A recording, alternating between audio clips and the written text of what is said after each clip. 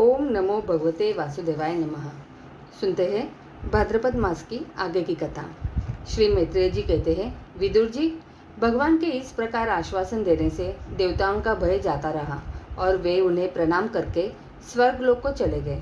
तदंतर विराट स्वरूप भगवान गरुड़ पर चढ़कर अपने भक्त को देखने के लिए मधुवन में आए। उस समय ध्रुव जी तीव्र योगाभ्यास से एकाग्र हुई बुद्धि के द्वारा भगवान की बिजली के समान देदीप्यमान जिस मूर्ति का अपने हृदय कलम में ध्यान कर रहे थे, वह सहसा विलीन हो गई। इससे घबराकर उन्होंने जो ही नेत्र खोले कि भगवान के उसी रूप को बाहर अपने सामने खड़ा देखा। प्रभु का दर्शन पाकर बालक ध्रुव को बड़ा कुतूहल हुआ। वे प्रेम में अधीर हो गए। उन्होंने पृथ्वी पर दंड के समान लौटकर उन्हें प्रणाम किया। फिर वे इस प्रकार प्रेम भरी दृष्टि से उनकी ओर देखने लगे, मानो नेत्रों से उन्हें पी जाएंगे, मुख से चूम लेंगे और भुजाओं में कस लेंगे। वे हाथ जोड़े प्रभु के सामने खड़े थे और उनकी स्तुति करना चाहते थे, परंतु किस प्रकार करें यह नहीं जानते थे।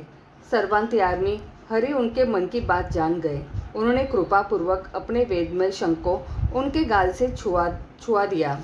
ध्रुव जी भविष्य में अविचल पद प्राप्त करने वाले थे। इस समय शंख का स्पर्श होते ही उन्हें वेदमय दिव्यवाणी प्राप्त हो गई और जीव तथा ब्रह्म के स्वरूप का भी निश्चय हो गया।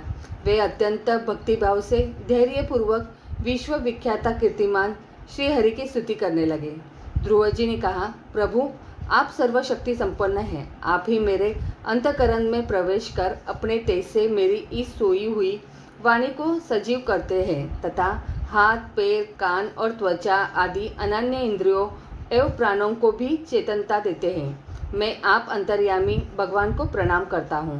भगवान आप एक ही है, परंतु अपनी अनंत गुणमयी माया शक्ति से इस महादादी संपूर्ण प्रपंच को रचकर अंतर्यामी रूप से उसमें प्रवेश कर जाते हैं और फिर उसके इंद्रियादि असत गुणों में उनके अधिष्ठात देवताओं के रूप में स्थित होकर अनेक रूप भासते हैं। ठीक वैसे ही जैसे तरह तरह की लकड़ियों में प्रकट हुई आग अपनी उपाधियों के अनुसार भिन्न भिन्न रूपों में भासती है। नाथ, सृष्टि के आरंभ में ब्रह्मा जी ने भी आपकी शरण लेकर आपके दिए हुए ज्ञान के प्रभाव से ही इस जगत को सोकर उठे हुए पुरुष के समान देखा था। दीन बंधो, उन्हीं आपके चरण तल का मुक्त पुरुष भी आश्रय लेते हैं। कोई भी कृतज्ञ पुरुष उन्हें कैसे भूल सकता है। प्रभु, इन शव तुल्य शरीर के द्वारा भोगा जाने वाला इंद्रिय और विषयों के संसर्ग से उत्पन्न सुख तो मनुष्यों को नरक में भी मिल सकता है। जो लोग इस विषय सुख के लिए लालायित रहते हैं और जो जन्म मरण के बंधन से छुड़ा देने वाले कल्पतरु स्वरूप आपकी उपासना भगवत प्राप्ति के लिए सिवा किसी अन्य उद्देश्य से करते हैं, उनकी बुद्धि अवश्य ही आपकी माया के द्वारा ठगी गई है। नाथ, आपके चरण कमलों का ध्यान करने से और आपके भक्तों के पवित्र चरित्र सुनने से प्राणियों को जो आनंद प्राप्त होता है, वह निजानंद स्वरूप ब्रह्म में भी नहीं मिल सकता। फिर जिन्हें काल की तलवार काटे डालती है, उन स्वर्गीय विमानों से गिरने वाले पुरुषों को तो वह सुख मिल ही कैसे सकता है। अनंत परमात्मन, मुझे तो आप उन विशुद्ध हृदय महात्मा भक्तों का संग दीजिए जिनका आप में अविच्छिन्न भक्तिभाव है। उनके संगम में आपके गुणों और लीलाओं की कथा सुधा को पी पी कर उन्मत्त हो जाऊंगा और सहज ही इस अनेक प्रकार के दुखों से पूर्ण भयंकर संसार सागर से उस पर पहुंच जाऊंगा। कमलनाथ, प्रभु, जिनका चित्त आपके चरण कमल की सुगंध में लुभाया हुआ है, उन महानुभावों का जो लोग संग करते हैं, वे अपने इस अत्यंत प्रिय शरीर और इसके संबंधी पुत्र, मित्र, गृह और स्त्री आदि की सुधि भी नहीं करते। अजन्मा परमेश्वर, मैं तो पशु, वृक्ष, पर्वत, पक्षी, सरीसृप, देवता, दैत्य और मनुष्य आदि से परिपूर्ण तथा महादादी अनेकों कारणों से संपादित आपके इस सदात्मक स्थूल विश्वरूप को ही जानता हूँ। इससे परे जो आपका परम स्वरूप है, जिसमें वाणी की गति नहीं है, उसका मुझे पता नहीं है। भगवान, कल्प का अंत होने पर योग निद्रा में स्थित जो परम पुरुष इस संपूर्ण विश्व को अपने उदर में लीन करके शेष जी के साथ उन्हीं की गोद में शयन करते हैं तथा जिनके नाभि समुद्र से प्रकट हुए सर्वलोकमय सुवर्ण वर्ण कमल से परम तेजोमय ब्रह्मा जी उत्पन्न हुए, वे भगवान आप ही है। मैं आपको प्रणाम करता हूँ। प्रभु, आप अपनी अखंड चिन्हमय दृष्टि से बुद्धि की सभी अवस्थाओं के साक्षी है तथा नित्य मुक्त शुद्ध व सत्वमय सर्वज्ञ परमात्मा स्वरूप निर्विकार आदि पुरुष षडेश्वर संपन्न एवं तीनों गुणों के अधीश्वर है। आप जीव से सर्वथा भिन्न है तथा संसार की स्थिति के लिए यज्ञाधिष्ठाता विष्णु रूप से विराजमान है। आपसे ही विद्या अविद्या आदि विरुद्ध गतियों वाली अनेकों शक्तियाँ धारावाहिक रूप से निरंतर प्रकट होती रहती है। आप जगत के कारण अखंड अनादि अनंत आनंदमय निर्विकार ब्रह्म स्वरूप है। मैं आपकी शरण हूँ।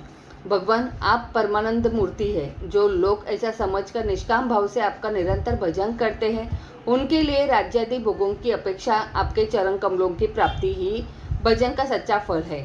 स्वामी, यद्यपि बात ऐसी ही है तो भी गौ जैसे अपने तुरंत के जन्मे हुए बछड़े को दूध पिलाती और व्यग्रदी से बचाती रहती है, उसी प्रकार आप भी भक्तों पर कृपा करने के लिए निरंतर विकल रहने के कारण हम जैसे सकाम जीवों की भी कामना पूर्ण करके उनकी संसार भय से रक्षा करते रहते हैं। श्री मैत्रेय जी कहते हैं, विदुर जी, जब शुभ संकल्प वाले मतिमान ध्रुव जी ने इस प्रकार स्तुति की तब भक्तवत्सल भगवान उनकी प्रशंसा करते हुए कहने लगे। श्री भगवान ने कहा, उत्तम व्रत का पालन करने वाले राजकुमार, मैं तेरे हृदय का संकल्प जानता हूँ। यद्यपि उस पद का प्राप्त होना बहुत कठिन है तो भी मैं तुझे वह देता हूँ, तेरा कल्याण हो। भद्र, जिस तेजोमय अविनाशी लोक को आज तक किसी ने प्राप्त नहीं किया, जिसके चारों ओर ग्रह नक्षत्र और तारागण रूप है, ज्योतिष चक्र उसी प्रकार चक्कर काटता रहता है जिस प्रकार मेढ़ी के चारों ओर देवरान के बैल घूमते रहते हैं। अवान्तर कल्प पर्यंत रहने वाले अन्य लोगों का नाश हो जाने पर भी जो स्थिर रहता है तथा तारागण के सहित धर्म, अग्नि, कश्यप और शुक्र आदि नक्षत्र एवं सप्तर्षिगण जिसकी प्रदर्शना क्रिया करते हैं, वह ध्रुवलोक में तुझे देता हूँ।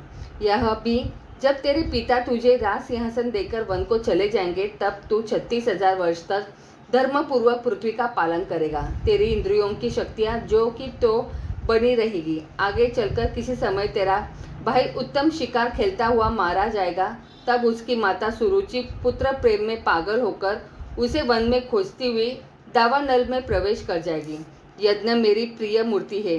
तू अनेकों बड़ी बड़ी दक्षिणों वालों यज्ञों के द्वारा मेरा यजन करेगा तथा यहाँ उत्तम उत्तम भोग भोग कर अंत में मेरा ही स्मरण करेगा।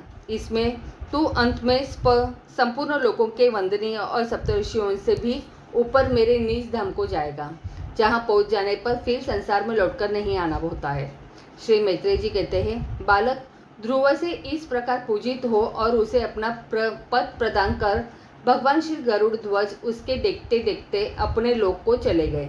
प्रभु की चरण सेवा से संकल्पित वस्तु प्राप्त हो जाने के कारण यद्यपि ध्रुव जी का संकल्प तो निवृत्त हो गया, किंतु उनका चित्त विशेष प्रसन्न नहीं हुआ। फिर वे अपने नगर को लौट गए।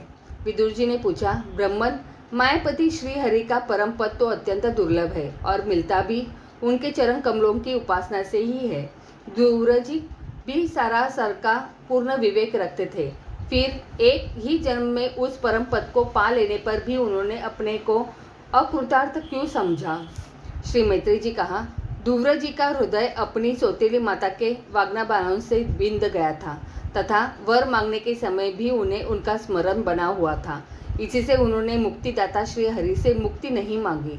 अब जब भगवत दर्शन से वह मनोमालिन्य दूर हो गया तो उन्हें अपनी इस भूल के लिए पश्चाताप हुआ।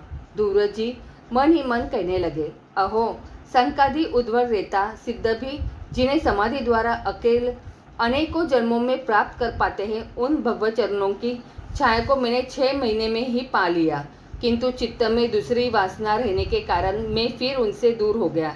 अहो, मुझ मंद भाग्य की मूर्खता तो देखो, मैंने संसार पाश को काटने वाले प्रभु के पाद पद्मों में पहुंचकर भी उनसे नाशवान वस्तु की ही याचना की। देवताओं को स्वर्ग भोग के पश्चात फिर नीचे गिरना होता है, इसलिए वे मेरी भगवत प्राप्ति रूप उच्च स्थिति को सहन नहीं कर सके, अंततः उन्होंने ही मेरी बुद्धि को नष्ट कर दिया। तभी तो मुझ दुष्ट ने नारद जी की यथार्थ बात भी स्वीकार नहीं की। यद्यपि संसार में आत्मा के सिवा दूसरा कोई भी नहीं है, तथापि सोया हुआ मनुष्य जैसे स्वप्न में अपने ही कल्पना किए हुए व्याघ्रदि से डरता है, उसी प्रकार मैंने भी भगवान की माया से मोहित होकर भाई को ही शत्रु मान लिया और व्यर्थ ही द्वेष रूप हार्दिक रोग से जलने लगा, जिन्हें प्रसन्न करना अत्यंत कठिन है। उन्हीं विश्वात्मा श्री हरि को तपस्या द्वारा प्रसन्न करके मैंने जो कुछ मांगा है वह सब व्यर्थ है। ठीक उसी तरह जैसे गतायु पुरुष के लिए चिकित्सा व्यर्थ होती है। ओह, मैं बड़ा भाग्यहीन हूँ। संसार बंधन का नाश करने वाले प्रभु से मैंने संसार ही मांगा। मैं बड़ा ही पुण्यहीन हूँ। जिस प्रकार कोई कैंगला किसी चक्रवर्ती सम्राट को प्रसन्न करके उसे तुष सहित चावलों की कनी मांगे, उसी प्रकार मैंने भी आत्मानंदन प्रदान करने वाले श्री हरि से मूर्खतावश व्यर्थ का अभिमान बढ़ाने वाले उच्च पदार्थी ही मांगे हैं। श्री मैत्रेय जी कहते हैं, तात, तुम्हारी तरह जो लोग श्री मुकुंद पाद विंद मकरंद के ही मधुकर है, जो निरंतर प्रभु की चरण रज का ही सेवन करते हैं और जिनका मन अपने आप आई हुई सभी परिस्थितियों में संतुष्ट रहता है, वे भगवान से उनकी सेवा के सिवा अपने लिए कोई भी पदार्थ नहीं मांगते। इधर जब राजा उत्तानपाद ने सुना कि उनका पुत्र ध्रुव घर लौट रहा है, तो उन्हें इस बात पर वैसे ही विश्वास नहीं हुआ जैसे कोई किसी के यमलोक से लौटने की बात पर विश्वास न करे। उन्होंने यह सोचा कि मुझ अभागे का ऐसा भाग्य कहाँ, परंतु फिर उन्हें देवर्षि नारद की बात याद आ गई। उससे उनका इस बात में विश्वास हुआ और वे आनंद के वेग से अधीर हो उठे। उन्होंने अत्यंत प्रसन्न होकर यह समाचार लाने वाले को एक बहुमूल्य हार दिया। राजा उत्तानपाद ने पुत्र का मुख देखने के लिए उत्सुक होकर बहुत से ब्राह्मण, कुल के बड़े बूढ़े, मंत्री और बंधुजनों को साथ लिया तथा एक बढ़िया घोड़े वाले सुवर्ण जटित रथ पर सवार होकर वे झटपट नगर के बाहर आए। उनके आगे आगे वे ध्वनि होती जाती थी तथा शंख, दुदुम्भी एवं वंशी आदि अनेकों मांगलिक बाजे बजते जाते थे। उनकी दोनों रानियां सुनीति और सुरुचि भी सुवर्णमय आभूषणों से विभूषित हो राजकुमार उत्तम के साथ पालकियों पर चढ़कर चल रही थी। ध्रुवजी उपवन के पास आ पहुंचे। उन्हें देखते ही महाराज उत्तानपाद तुरंत रथ से उतर पड़े। पुत्र को देखने के लिए वे बहुत दिनों से उत्कंठित हो रहे थे। उन्होंने झटपट आगे बढ़कर प्रेमातुर हो लंबी लंबी सांसें लेते हुए ध्रुव को भुजाओं में भर लिया। अब वे पहले के ध्रुव नहीं थे। प्रभु के परम पुनीत पद्मों का स्पर्श होने से इनके समस्त पाप बंधन कट गए थे। राजा उत्तानपाद की एक बहुत बड़ी कामना पूर्ण हो गई। उन्होंने बार बार पुत्र का सिर सूंघा और आनंद तथा प्रेम कारण निकलने वाले ठंडे ठंडे आंसुओं से उन्हें नहला दिया। तदंतर सज्जनों से अग्रगण्य ध्रुव जी ने पिता के चरणों में प्रणाम किया और उनसे आशीर्वाद पाकर कुशल प्रसन्नता से सम्मानित हो दोनों माताओं को प्रणाम किया। छोटी माता सुरुचि ने अपने चरणों पर झुके हुए बालक ध्रुव को उठाकर हृदय से लगा लिया और अश्रुगत वाणी से चिरंजीवी रहो ऐसा आशीर्वाद दिया। जिस प्रकार जल स्वयं ही नीचे की ओर बहने लगता है, उसी प्रकार मैत्री आदि गुणों के कारण जिस पर श्री भगवान प्रसन्न हो जाते हैं, उसके आगे सभी जीव झुक जाते हैं। इधर उत्तम और ध्रुव दोनों ही प्रेम से विहल होकर मिले। एक दूसरे के अंगों का स्पर्श पाकर उन दोनों के ही शरीर में रोमांच हो आया तथा नेत्रों से बार बार आंसुओं की धारा बहने लगी। ध्रुव की माता सुनीति अपने प्राणों से भी प्यारे पुत्र को गले लगाकर सारा संताप भूल गई। उसके राजसुकुमार अंगों के स्पर्श से उसे बड़ा ही आनंद प्राप्त हुआ। वीरवर विदुर जी, वीर माता सुनीति के स्तन उसके नेत्रों से झरते हुए मंगलमय आनंदाश्रुओं से भीग गए और उनसे बार बार दूध बहने लगा। उस समय पूर्ववासी लोग उनकी प्रशंसा करते हुए कहने लगे, महारानी जी, आपका लाल बहुत दिनों से खोया हुआ था, सौभाग्यवश अब वह लौट आया।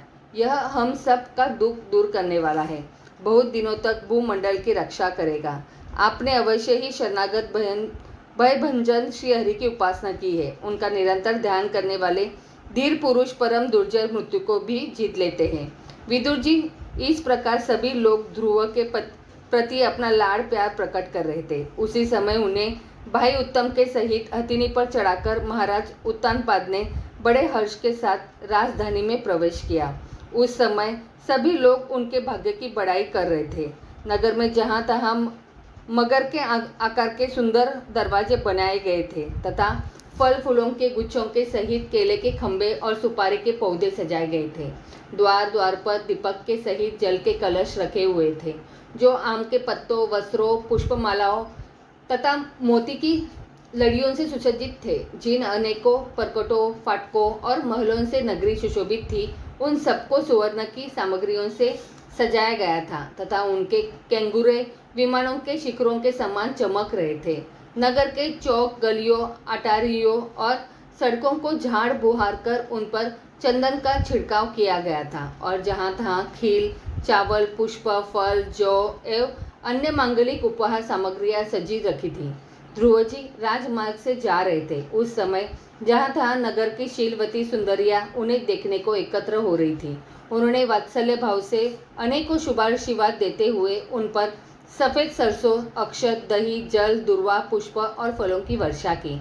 इस प्रकार उनके मनोहर गीत सुनते हुए ध्रुव जी ने अपने पिता के महल में प्रवेश किया। वह श्रेष्ठ भवन महामूल्य मणियों की लड़ियों से सुसज्जित था। उसमें अपने पिताजी के लाड़ प्यार का सुख भोगते हुए वे उसी प्रकार आनंद पूर्वक रहने लगे जैसे स्वर्ग में देवता लोग रहते हैं। वहाँ दूध के फेने के समान सफ़ेद और कोमल शैयाएं, हाथी दांत के पलंग, सुनहरी कामदार पर्दे, बहुमूल्य आसन और बहुत सा सोने का सामान था। उसकी स्फटिक और महामरकत मणि की दीवारों में रत्नों की बनी हुई स्त्री मूर्तियों पर रखे हुए मणिमय दीपक जगमगा रहे थे। उस महल के चारों ओर अनेक जाति के दिव्य वृक्षों से सुशोभित उद्यान थे, जिनमें नर और मादा पक्षियों का कलरव तथा मतवाले भौरों का गुंजार होता रहता था। उन बगीचे में वैदूर्य मणि की सीढ़ियों से सुशोभित बाउलियाँ थीं, जिनमें लाल, नीले और सफ़ेद रंग के कमल खिले रहते थे तथा हंस, कारण, वर्ण, चकवा एवं सारस आदि पक्षी क्रीड़ा करते रहते थे। राजर्षि उत्तानपाद ने अपने पुत्र के अति अद्भुत प्रभाव की बात देवर्षि नारद से पहले ही सुन रखी थी। अब उसे प्रत्यक्ष वैसा ही देखकर उन्हें बड़ा आश्चर्य हुआ। फिर यह देखकर कि अब ध्रुव तरुण अवस्था को प्राप्त हो गए हैं, अमात्य वर्ग उन्हें आदर की दृष्टि से देखते हैं तथा प्रजा का भी उन पर अनुराग है, उन्होंने उन्हें निखिल भूमंडल के राज्य पर अभिषिक्त कर दिया और आप वृद्धावस्था आई जानकर आत्मस्वरूप का चिंतन करते हुए संसार से विरक्त होकर वन को चले दिए। आगे की कथा अगले अध्याय में। तो बोलो प्रेम से राधे राधे।